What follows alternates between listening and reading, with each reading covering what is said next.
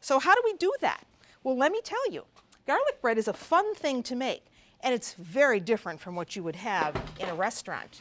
So we want to start with some yeast.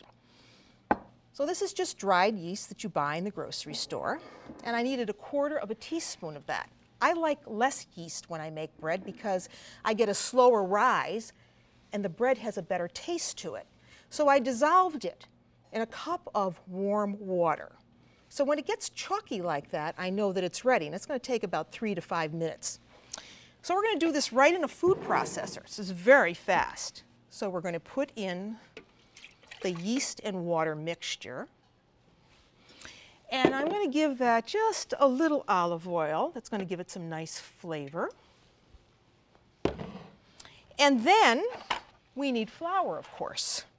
So when you make bread, or when you're baking anything, you want to be really careful about the kind of flour that you're using. So when you're making bread, you want a flour that has a high protein content because you need the gluten to be able to knead the dough. But what you don't want to do is measure improperly. So you don't want to dig into your flour bag and bring up what you think is a cup of flour. The better thing to do is sprinkle and sweep. If you don't weigh flour, this is the next best thing. So you put the flour in a 1 cup dry measure, and then you sweep. That'll give you a cup of flour. So I'm going to put that right in here. I need about 3 cups of flour, and a good teaspoon to a tablespoon of salt, depending on how salty you like your bread to be. But you need the salt to control the development of the yeast. And I know that 1 cup is never going to be enough, so I'm going to put 2 cups of flour, and then I'm going to process this to see where we are. Because everything is in the hands and in the field. If you make a lot of bread, well, then you know exactly what the consistency should be of the dough. And you see how that's starting to turn around the blade. I know it's too soupy, so I'm going to add more flour. But you really want to control the amount of flour you put in this, because the more flour you put in, the heavier will be the bread. So let me put that in. Put the cover back on. And let it go. When it starts to go around that blade in a ball, then you know it's ready.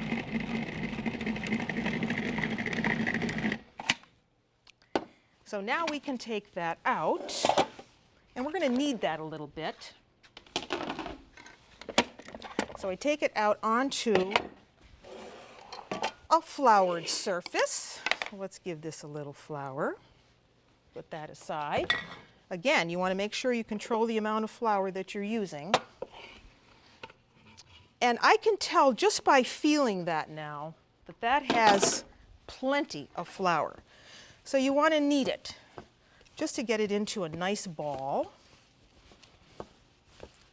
And I'm going in a clockwise fashion just to get this nice and smooth. This is dispersing the yeast cells. This is why I'm kneading the dough. So once you do this, and the more you knead it, the better the bread will be. So you need to do this for about 5 or 10 minutes.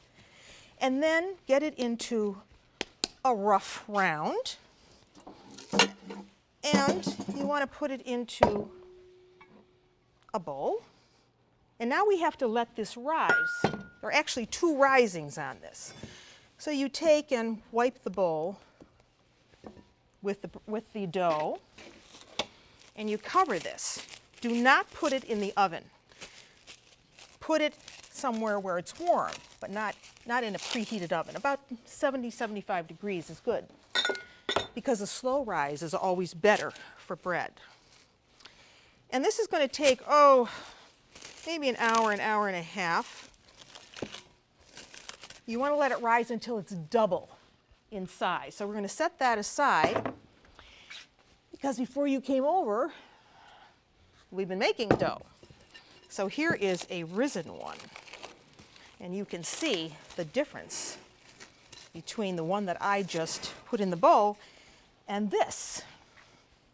So now we do the punch down, the knockdown.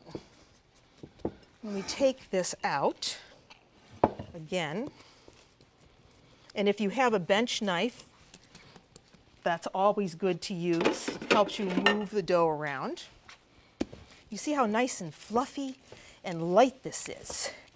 And it really moves very easily on the board. All right, where does the garlic come in, you say? Well, it comes in now, because now we're going to insert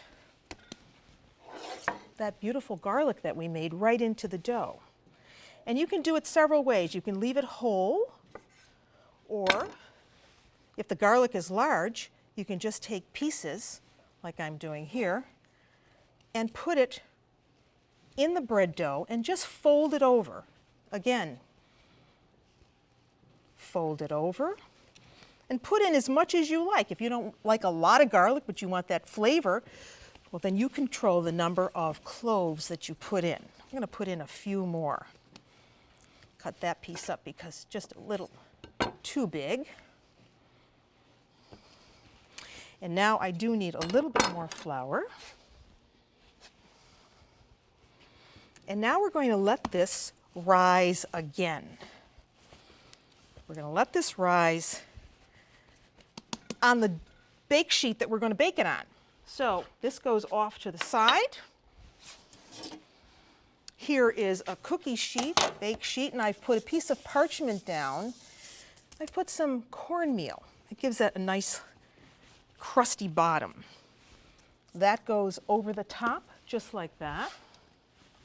We cover this, and we let that rise now for about 45 minutes. Here's one that's all risen and ready to go. And now we need to do one more thing to this.